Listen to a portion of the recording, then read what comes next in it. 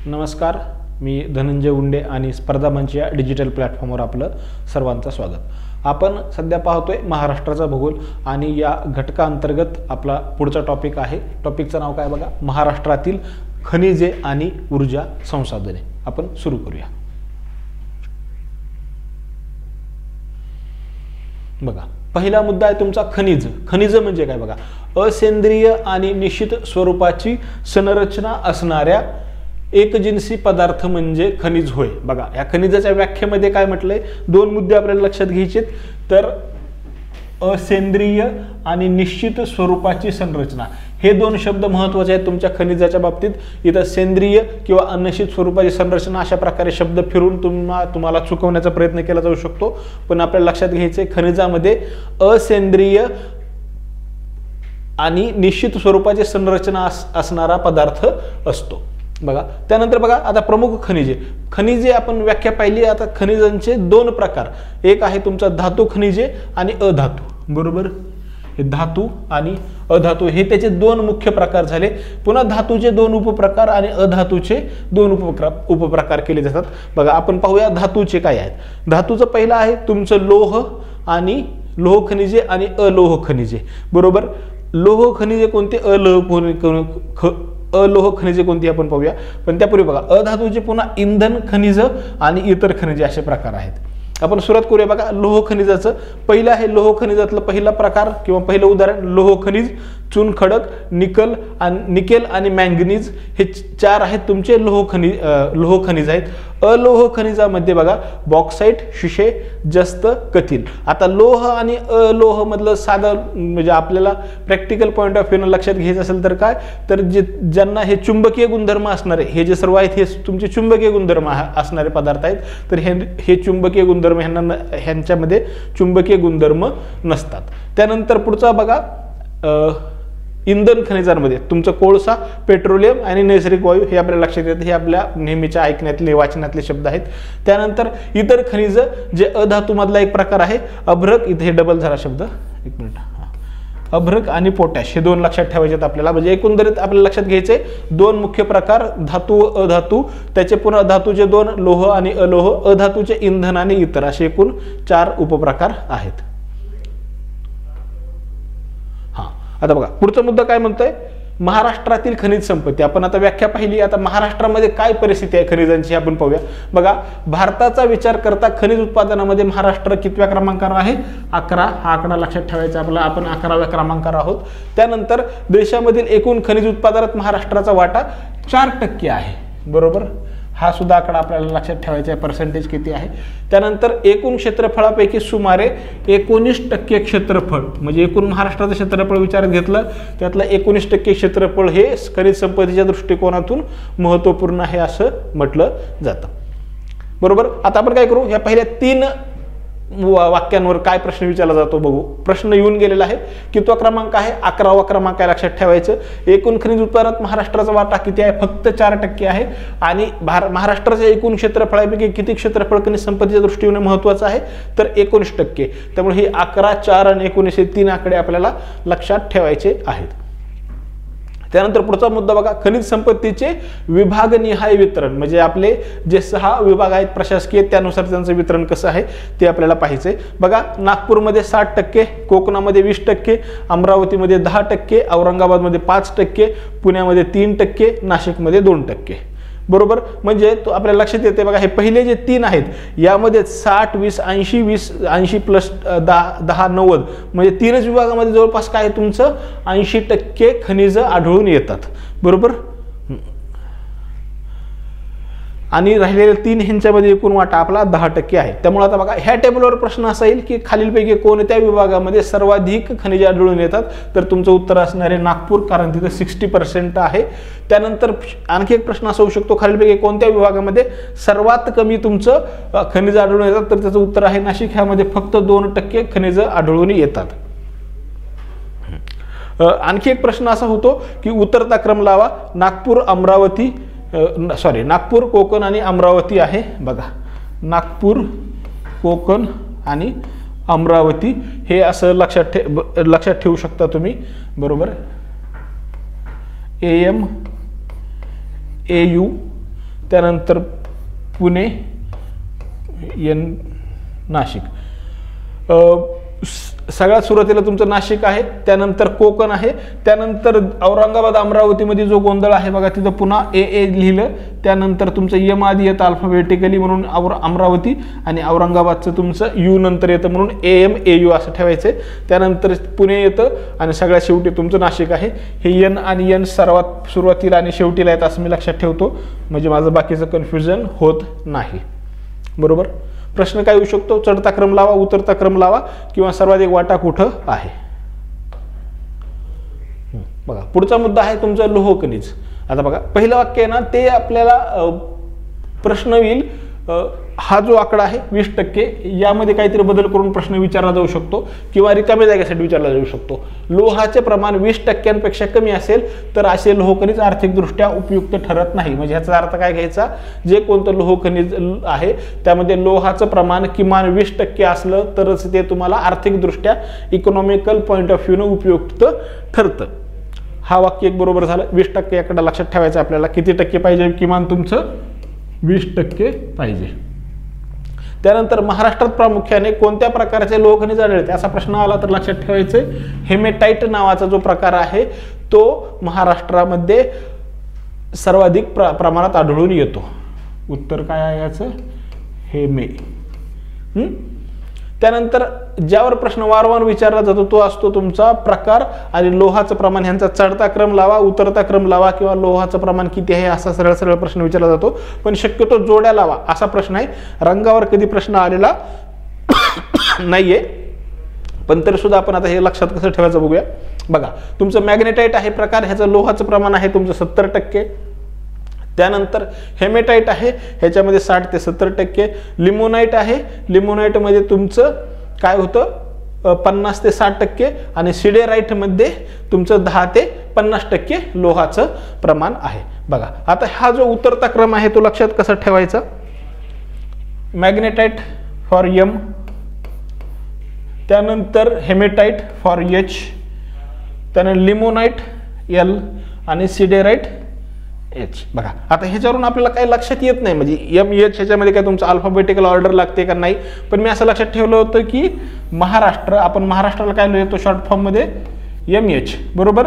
आणि ह्या LS ला काय म्हटलं मी? लोकसभा. कारण आपण काय म्हणतो राज्यसभा, लोकसभा, विधानसभा अशा आपण जे शॉर्ट फॉर्म वापरतो त्या पण आपण शॉर्ट फॉर्म लोकसभेला काय वापरतो? LS वापरतो. म्हणून त्यांचा उतरता क्रम काय होतोय? MH LS. अशा तऱ्हेने तुम्ही लक्षात ठेवू शकता. उतरत्या क्रमाने लोहाचं प्रमाण विचारलंय, जोड्या लावा, हा प्रश्न तुमचा आरामात सुटू शकतो. ओके. पुढचं आहे तुमचं खनिज आहे मॅंगनीज. बघा महत्व काय, मॅंगनीज उत्पादनात भारताचा जगात कितवा क्रमांक लागतो? 3रा. भारत कितव्या क्रमांकावर आहे? 3ऱ्या क्रमांकावर आहे. आणि यावर जो प्रश्न विचारला जातो, वारंवार प्रश्न विचारला जातो बघा, पोलाद निर्मितीमध्ये आवश्यक घटक किती असतो?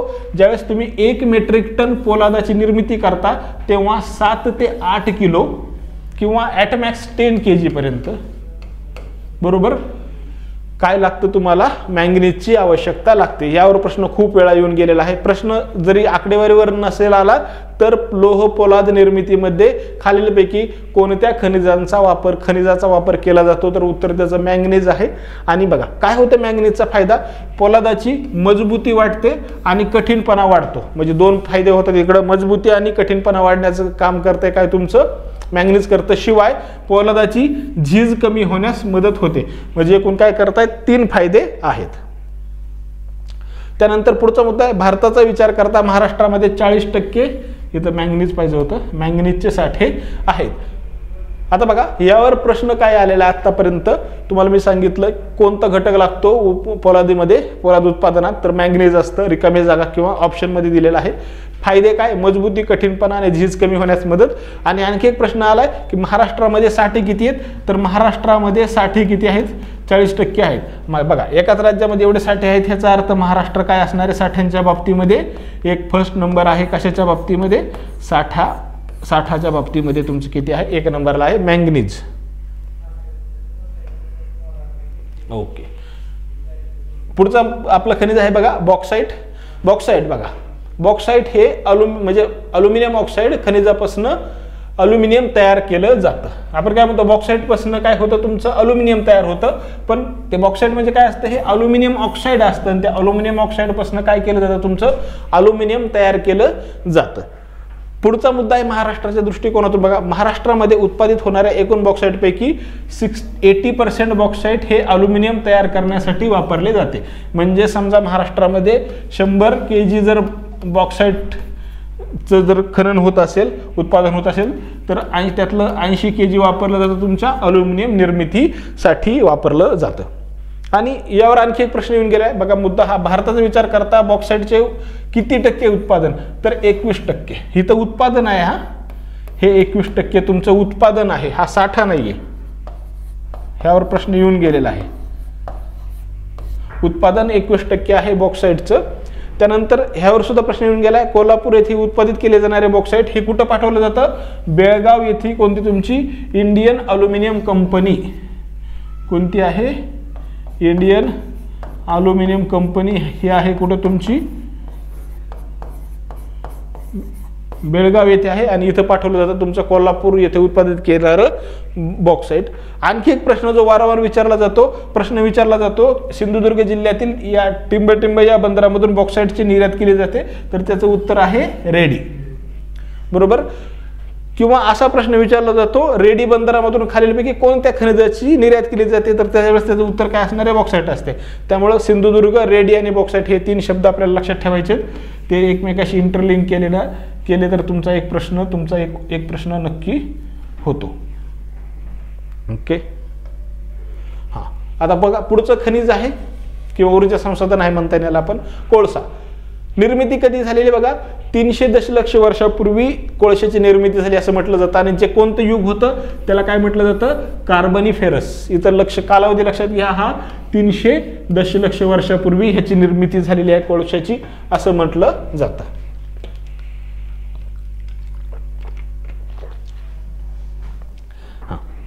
बघा भारतामध्ये आढळणारा कोळसा कोणता आहे हा तुमचा गोंडवाना किंवा तृतीयक कालखंडामधला आहे. म्हणजे आता काय बघा हे कार्बनिफेरस युग बघितलं ह्याचं वर्ष कालावधी काय सांगितलं हे जे 300 किंवा 350 दशलक्ष वर्षापूर्वी जे निर्मिती झाली त्यांना ते कार्बनिफेरस युग म्हटलं जातं. आणि त्या काळामध्ये जो निर्माण झालाय त्याला कार्बनिफेरस म्हणतात कोळसा. कोणता हा कार्बनिफेरस कोळसा. बरोबर. हा किती असतो 300 दशलक्ष वर्षापूर्वीचा. पण भारतामध्ये असणारा गोंडवाना आणि तृतीयक आहे. बघा गोंडवाना म्हणजे काय ह्याचं जे गोंडवाना किंवा तृतीयक कालखंड आहे हा कालावधी तुमचा 250 दशलक्ष वर्षापूर्वीचा आहे. किती आहे तुमचा हा 250 दशलक्ष वर्षापूर्वीचा जो कालावधी आहे.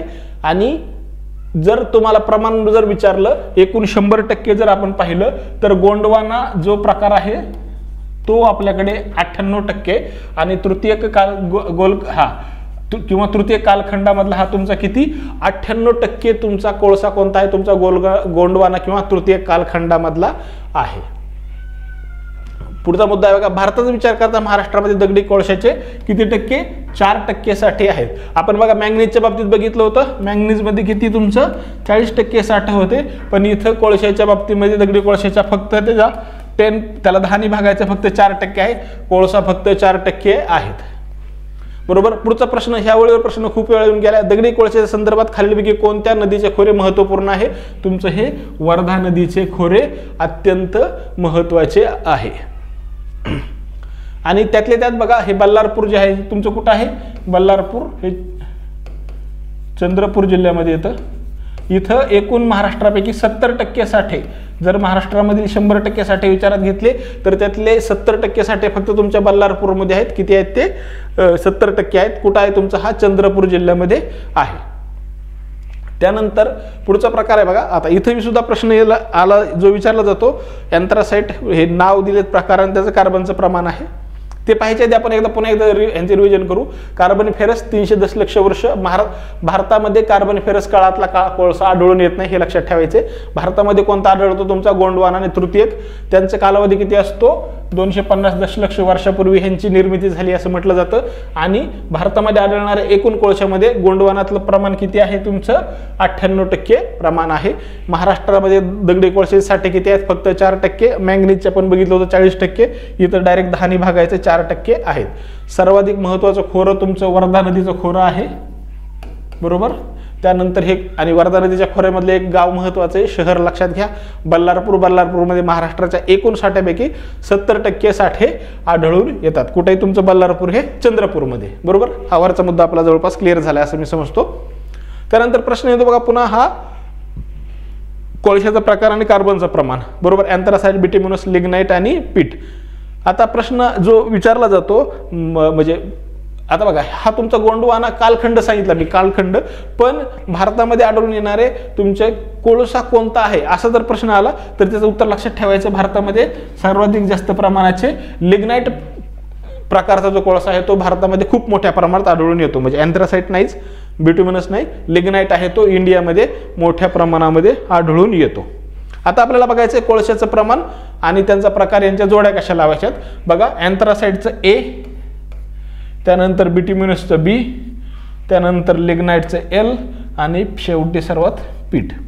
आता बघा हे तुमच्या वाचल्यात लक्षात आलं का, हे अल्फाबेटिकल ऑर्डरमध्ये आहे। A आधी येतं, नंतर B येतं, त्यानंतर L येतं, त्यानंतर P येतं। त्यामुळे तुम्ही अल्फाबेटिकल ऑर्डर लक्षात ठेवायची फक्त। अल्फाबेटिकल ऑर्डर लक्षात ठेवली तर तुमचा कोळशाचा प्रश्न सुटतो। आणि आपण जो आधीचा मुद्दा बघितला होता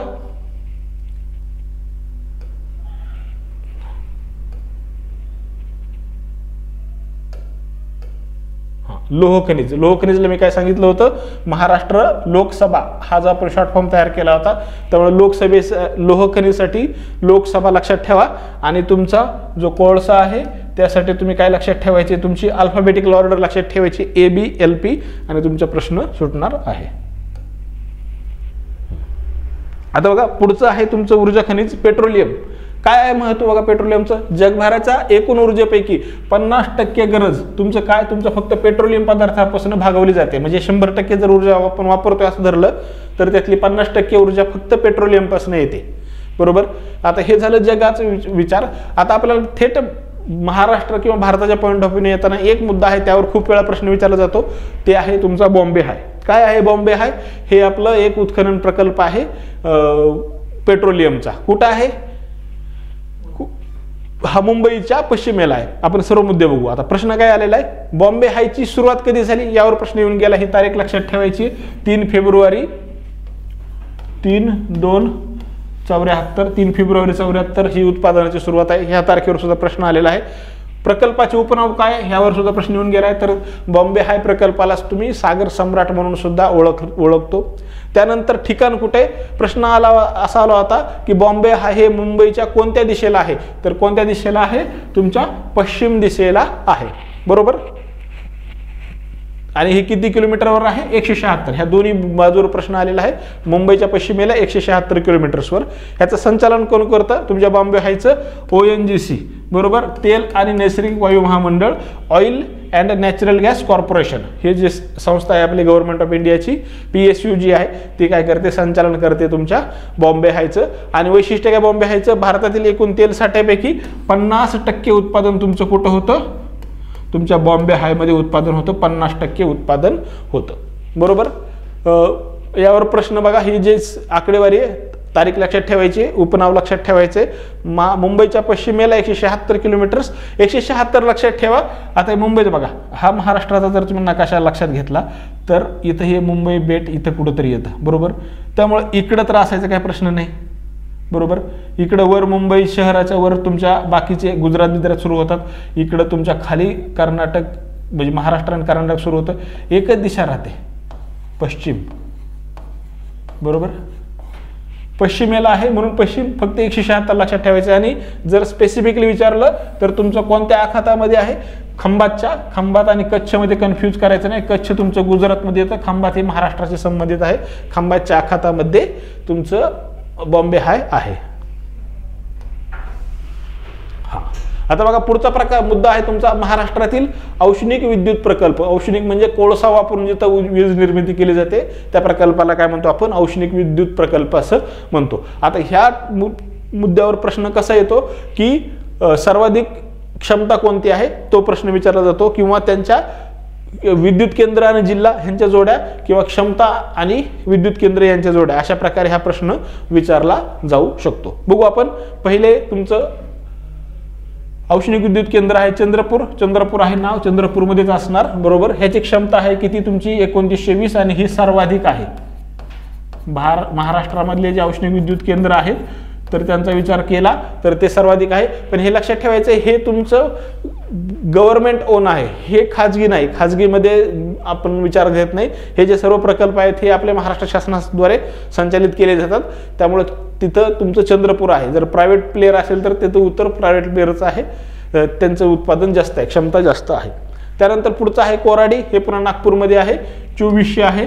त्यानंतर खापरखेड आहे, पुन्हा नागपूरमध्ये आहे आणि 1300 आहे.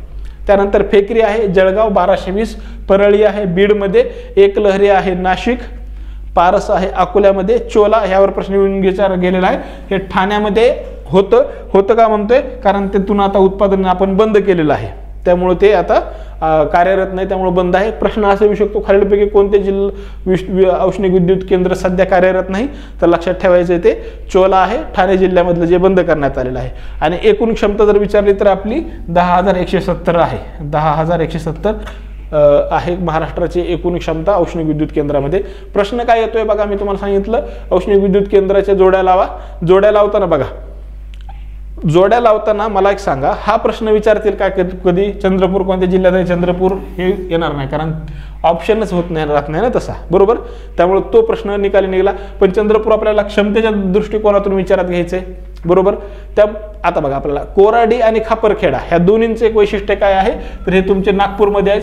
त्यामुळे हे दोन जोडीमध्ये शक्यतो कधी येणार नाही, दोन्हीपैकी एकच येईल, कारण दोन्ही नागपूरमधले आहेत. त्यानंतर आपल्याला लक्षात ठेवायचं एकलहरे नाशिक, ह्यावर खूप वेळा प्रश्न येऊन गेलेला आहे. मी लक्षात ठेवलं होतं ह्याला, एकलकरेमधलं क आणि नाशिकमधलं क, हे मी असं त्यांना ह्याची जोड लावली होती आणि त्यावरून काय होतं, माझं उत्तर निघलं होतं, बरोबर.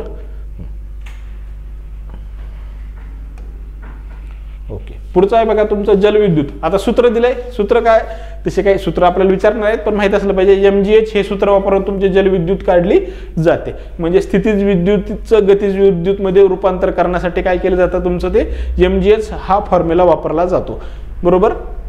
M तुमचं मास असतं, जे पाण्याचं वजन असेल, मास घ्यायचे आपल्याला.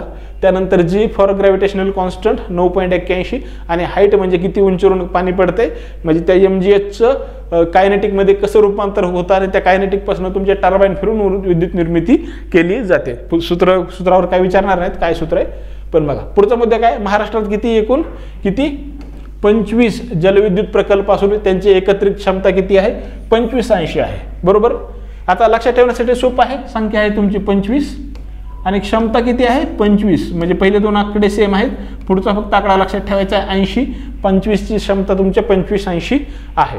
आता बघा किती, एकूण 25 आहेत आणि क्षमता किती दिली आपण 2580, आणि एकट्या तुमच्या कोयनाची क्षमता किती 1960. यातनं तुम्ही 25 म्हणजे आपण काय धरू, ह्याला 20,000 2000 धरू आणि ह्याला आपण काय करू 2600 धरू, म्हणजे 6, म्हणजे बाकीच्या 24 ची क्षमता किती, फक्त 600 आहे. त्यामुळे प्रश्न त्यावर कधी विचारला जात नाही. प्रश्न कशा विचारला जातो, तुमच्या कोयनेशी संबंधित. त्यामुळे फक्त आपण इथं काय करतोय, कोयना विचारात घेतोय. बघा काय पुढचा मुद्दा आपला, कोयना जलविद्युत प्रकल्प, ह्याची भूमिपूजन झाले 1956 मध्ये, कार्यारंभ झालाय 1964 मध्ये, म्हणजे कामाला सुरुवात झाली 56 मध्ये आणि त्याचे ऍक्च्युअल विद्युत निर्मिती सुरू झाली तुमची 64 मध्ये. हे दोन तारखा लक्षात ठेवायच्यात. शक्यतो भूमिपूजनावरच प्रश्न येतो, 1956 आहे. एकूण क्षमतेवर प्रश्न विचारलाय, ह्याची 1960 आहे. ओके, आता हे लक्षात ठेवण्यासाठी आपण काय म्हटलं होतं, आपल्या महाराष्ट्राची स्थापना कधीची आहे, महाराष्ट्राची स्थापना झाली होती 1960 मध्ये, म्हणून तसं तुम्ही लक्षात ठेवू शकता, आकडा लक्षात राहत नसेल तर.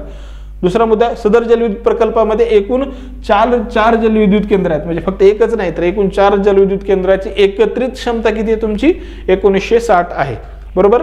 आता आपण सूत्र वापरलं होतं, त्यासाठी मी पाण्यासाठला केला पाहिजे. मग कोयना धरणाचे जल साठवण क्षमता किती आहे, यावर सुद्धा प्रश्न विचारून गेला आहे. 105 TMC. किती उत्तर आहे त्याचं, 105 TMC आहे. आणि आपण तापी नदीचा अभ्यास करताना मी तुम्हाला सांगितलं होतं कोयना जलविद्युत प्रकल्पाला काय म्हटलं जातं, महाराष्ट्राची भाग्यरेषा असं म्हटलं जातं. आणि तिकडे तापी नदीला काय म्हटलं जातं, आपण पाहिलं होतं तापीला म्हटलं जातं खानदेश कन्या म्हणून ओळखली जाते तुमची तापी नदी. तर इकडे तुमचं कोयना जलविद्युत प्रकल्पाला काय म्हटलं जातं, महाराष्ट्राची भाग्यरेषा. भाग्यरेषा काय म्हणणार, ऑब्वियस रिझन आहे 2600 पैकी तुमची किती 2000 म्हणजे ऑलमोस्ट 80% क्षमता फक्त तुमच्या जलविद्युतची फक्त तुमच्या कोयनामध्येच आहे, म्हणून तिला काय म्हटलं जातं, महाराष्ट्राची भाग्यरेषा म्हणून ओळखलं जातं. हा पुढचा मुद्दा बघा, पवन ऊर्जा.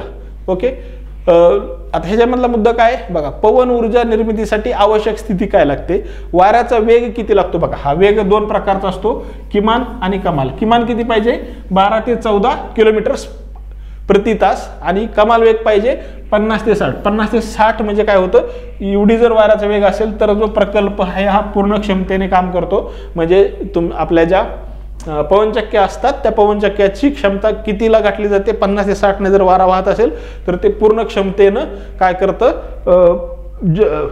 विद्युत निर्मिती करतं. आणि भारताचा आणि जगाचा विचार केला असं बघा, एक महत्त्वाचा डिफरन्स लक्षात ठेवायचा आहे. जगभरामध्ये 6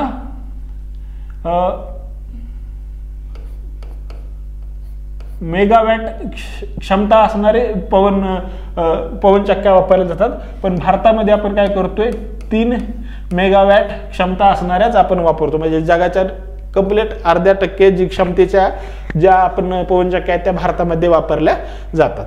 बघा पुढचा मुद्दा, भारताची संभाव्य पवन ऊर्जा क्षमता सुमारे किती आहे, 49, 300, 130. तर महाराष्ट्राची 5000 किती आहे, 5439. ह्यावर असं क्षमतेवर किती प्रश्न येत नाही, पण प्रश्न येऊ शकतो.